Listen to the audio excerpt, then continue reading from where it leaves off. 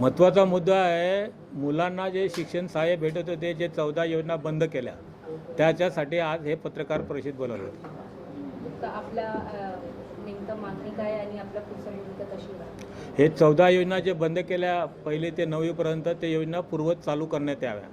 पहिली आमची ही मागणी असणार आहे, हे चालू करण्यात याव्या आणि मुलांचे जे शिष्यवृत्ती भेटत होती चालू करावी, ही पहिली मागणी आहे. आणि हे जर पत्रव्यवहार करून जर होत नसेल तर याच्या विरोधात पुढच्या वेळेस समिती याच्याविरुद्ध जन आंदोलन उभं करण्याची तयारी करणार. एका साईडला जन आंदोलन असेल, दुसऱ्या साईडला आम्ही सनदशीर मार्गाने कोर्टात न्याय मागण्यासाठी जाणार आहोत. आणि महामंडळ मनमानी पद्धतीने जे काही निर्णय घेतात ते महाराष्ट्र राज्य बांधकाम कामगार संघटना स्वतंत्र कृती समिती असेल, महाराष्ट्र राज्यातील संघटना असेल, यांना विश्वासात न घेता परस्पररित्या कुठल्याही योजना चालू करायचे, कुठल्याही योजना बंद करायच्या, अशा मनमानी पद्धतीनं जे कारभार चालू आहे त्याला विरोध करण्यासाठी आम्ही या ठिकाणी आज बैठक घेतली आणि पत्रकार परिषदसुद्धा घेतोय. अनेक निर्णय ज्या चुकीच्या पद्धतीने होतात की स्कॉलरशिप जी आहे विद्यार्थ्यांची ती जाणीवपूर्वक बंद केली आणि अनेक योजना, विवाह अनुदान असेल, अशा बऱ्याच योजना आहेत की ज्याच्यामध्ये थोडंसं चालू करायचं, थोडं दाखवायचं.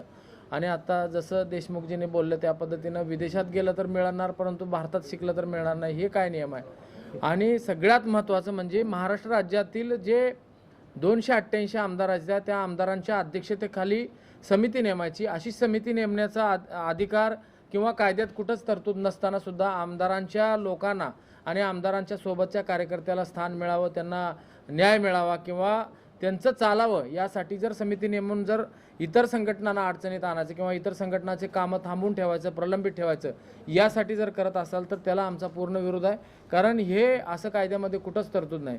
एकंदरीत निधीचा कसा उपयोग करायचा, निधीचं कसं वाटोळं करायचं किंवा कसं चांगलं करायचं, ह्याच्यासाठी संघटनाची मतं आणि महाराष्ट्रात बांधकाम कामगारासाठी काम करणाऱ्या कार्यकर्त्यांची मतं जाणून घेतलं तर मला वाटतं राज्य शासन आणि महामंडळाला ते फायद्याचं ठरेल, एवढंच या निमित्तानं.